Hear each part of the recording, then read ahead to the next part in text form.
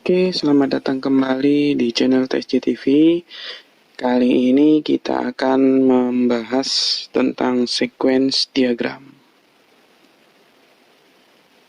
Sequence diagram, apa itu sequence diagram? Sequence diagram adalah suatu diagram yang memperlihatkan atau menampilkan interaksi-interaksi antar objek di dalam sistem yang disusun pada sebuah urutan atau rangkaian waktu. Interaksi antar objek tersebut termasuk pengguna, display itu bisa berupa pesan atau message. Sequence diagram digunakan untuk menggambarkan skenario atau rangkaian langkah-langkah yang dilakukan sebagai sebuah respon dari suatu kejadian atau event untuk menghasilkan output tertentu. Sequence diagram diawali dari apa yang men-trigger aktivitas tersebut, proses dan perubahan apa saja yang terjadi secara internal, dan output apa yang dihasilkan. Sequence diagram itu adalah bisa dibilang namanya visual coding atau perancangan form atau layar. Lalu interaksi objek yang tersusun dalam suatu urutan waktu atau kejadian. Nah, sequence diagram ini berasosiasi khusus dengan use case diagram. Sequence diagram dapat merubah atribut atau metode pada kelas yang telah dibentuk oleh kelas diagram. Sequence diagram memodelkan aliran logika dalam sebuah sistem dalam cara yang visual. Jadi, kalau tadi kita perhatikan di sini diagram ini berasosiasi khusus dengan use case. Jadi nanti biasanya ya dari hasil analisis, seberapa banyak use case yang terbentuk, sebanyak itulah sequence diagram yang akan dibuat. Contoh, misal kita ada, misalnya nanti setelah dianalisis di use case diagram, terbentuk 2 use case. Nah, lalu nanti di sequence diagramnya, maka akan membentuk dua buah sequence diagram. Untuk use case yang pertama, dijelaskan dalam satu sequence, lalu use case yang kedua dijelaskan dengan satu sequence yang berbeda. Jadi kira-kira penggambarannya seperti itu.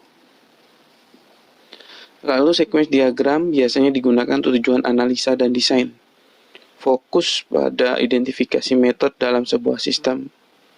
Nah, sequence diagram biasanya dipakai untuk memodelkan yang pertama, deskripsi tentang sistem yang ada pada sebuah atau beberapa use case. Pada use case diagram, ia menggambarkan hubungan aktor dengan use case. Lalu yang kedua, logika dari metode, ini operation, function, atau prosedur. Lalu ada memodelkan lagi yang ketiga adalah logika dari service atau high level method. Nah, tujuan utama dari pembuatan sequence diagram adalah mendefinisikan urutan kejadian yang dapat menghasilkan output yang diinginkan. Sequence diagram ini mirip dengan activity diagram. Yang pertama yaitu menggambarkan alur kejadian sebuah aktivitas. Lalu lebih detail dalam menggambarkan aliran data termasuk data atau behavior yang dikirimkan atau diterima. Namun punya kekurangan yaitu kurang mampu menjelaskan detail dari sebuah algoritma. Contoh seperti looping atau branching atau percabangan atau seleksi kondisi. Lalu kita masuk ke simbol yang digunakan di sequence diagram. Yang pertama adalah aktor. Karena tadi ingat kata kunci di atas bahwa sequence diagram itu berasosiasi khusus dengan use case.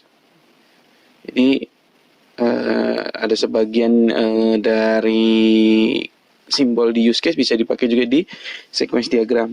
Ini yang pertama aktor. Ya, biasa aktor itu diawali dengan gambar stick figure atau sebuah kotak. Stick figure ini berasosiasi khusus dengan gambar orang itu kalau kita pakai use case. Kalau yang bergambar sebuah kotak ini biasanya sudah dalam bentuk kelas diagram. Jadi bisa diambil dari kelas diagram. Jadi kalau kita sudah punya use case, sudah punya kelas, nah bisa kita pakai yang dari use case-nya ataupun yang dari kelasnya. Itu boleh. Lalu yang kedua ada interface. Interface ini adalah seperti tampilan. Jadi interface digambari dengan gambar boundary atau bullet, atau menu kotak juga seperti box, sama seperti di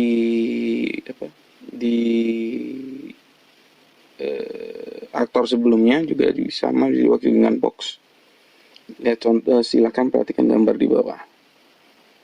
Yang sebelah kanan itu adalah boundary, contoh boundary, lalu yang sebelah kiri itu menggunakan box. Lalu yang ketiga ada message. Message ini digunakan untuk menggambarkan hubungan antar objek yang ada dalam sistem. Message digambarkan dengan garis berpanah menunjukkan arah message. Message yang dikirimkan untuk dirinya sendiri digambarkan dengan bentuk seperti ini, seperti looping ya. Lihat, perhatikan gambar di pojok kanan bawah. Nah ini untuk yang mengirimkan message ke dirinya sendiri. Lalu message antar box yang berupa aktor manusia, maka message akan diberikan label dengan menggambarkan komunikasi atau user interface. Nah, message yang digambarkan dengan arah dari kiri ke kanan, message digambarkan dari arah kiri ke kanan, lalu label pada message rata-rata ke arah panah untuk mudah memahami diagram. Kalau tadi ada message, lalu ada return value, berarti ada kembaliannya, ditampilkan dengan garis berpanah terputus untuk membedakan bahwa itu return value-nya yang menggambarkan hasil dari pengiriman message. Return value digambarkan dari arah kanan ke kiri. Message dan return value dapat digabungkan. Lalu selanjutnya ada control. Nah, ini digunakan untuk menggambarkan hubungan antara interface dengan database melalui fungsi atau metode yang ada dalam sistem dengan perantara message. Fungsinya seperti itu, lingkaran yang ada tanda panah. Nah, kita lihat, ini adalah control. Lalu ada database. Database ini digunakan untuk menggambarkan database atau tempat penyimpanan yang digunakan dalam sistem. Ini adalah simbolnya.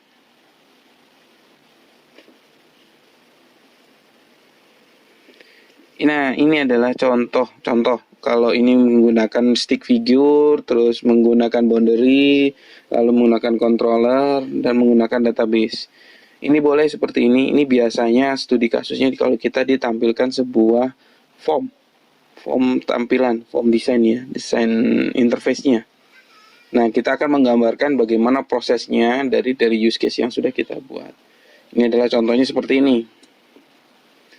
Lalu yang kedua, ini adalah contoh dari sequence diagram yang menggunakan biasanya campuran dengan kelas, yang menggunakan box tadi ya. Kita boleh. Jadi dua bentuk sequence diagram ini dapat digunakan tergantung dari kondisi dan apa yang diperlukan masing-masing. Sampai di sini, apabila ada yang kurang jelas, silakan tinggalkan di pertanyaan di kolom komentar. Nanti akan coba saya jawab. Sekian dan terima kasih.